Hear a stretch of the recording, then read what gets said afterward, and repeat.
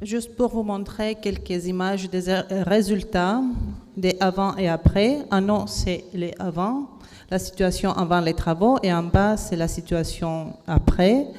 On a essayé de reconstituer des éléments principaux qui étaient les rendements, les couleurs, les ouvertures.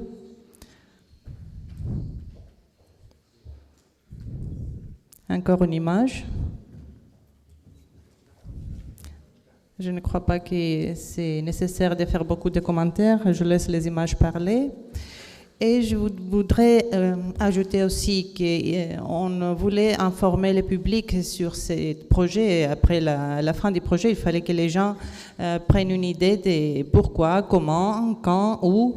Donc, on a fait un panneau qu'on a mis sur la petite place devant l'église pour l'information du public. Encore une image du quartier après. Et je voudrais vous parler de quelque chose que j'ai beaucoup dans le cœur et qui m'a plu énormément pendant ces projets. C'était un projet des enfants de l'école élémentaire de l'Efkara, auquel on avait montré les chantiers. On était allé à la classe, leur expliquer, leur parler sur les patrimoines, sur l'architecture locale.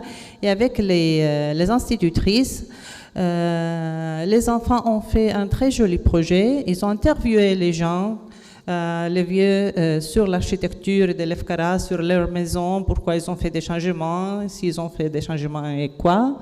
Ils ont fait des peintures. Et je vous invite de vous procurer le travail de ces enfants à la sortie sur la table. Il y a des enveloppes avec les dépliants qui montre le travail des enfants de l'Efkara. Donc, je vous prie de prendre après la fin des séances. Bon, l'opération pilote avec l'argent qu'on avait est terminée, mais il reste, le projet était plus grand que les travaux exécutés. Donc, on espère qu'on va le continuer à la place que vous voyez ici, en de rares jours ou sans voiture, parce qu'il y a la fête religieuse locale. Sinon, d'habitude, cette place est un parking permanent de voitures, ce qui est très dommage parce que les gens du quartier n'ont pas un endroit où se rassembler ou boire un café, un endroit agréable, un lieu commun. Et la municipalité de l'Efkara souhaite vraiment de voir la continuation et le complément de ces projets. Un autre projet démarre à Kalopanayotis, un autre village sur la montagne de Troodos. Et je voudrais vous dire simplement que la méthode suivie dans l'opération pilote de l'Efkara est aussi appliquée dans ces projets avec la recherche historique, des bons plans. Et j'espère que bientôt nous aurons de bons résultats.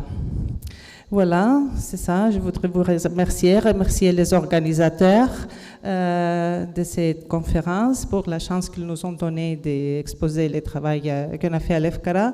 Et je finis avec un petit mot sur Gilles Nourricier, qui a été à Chypre pour le séminaire en 2005. Il est venu à l'Efkara avec les étudiants. On a fait des exercices pratiques. Et vraiment, nous sommes désolés qu'il n'est pas ici pour voir les résultats. Merci.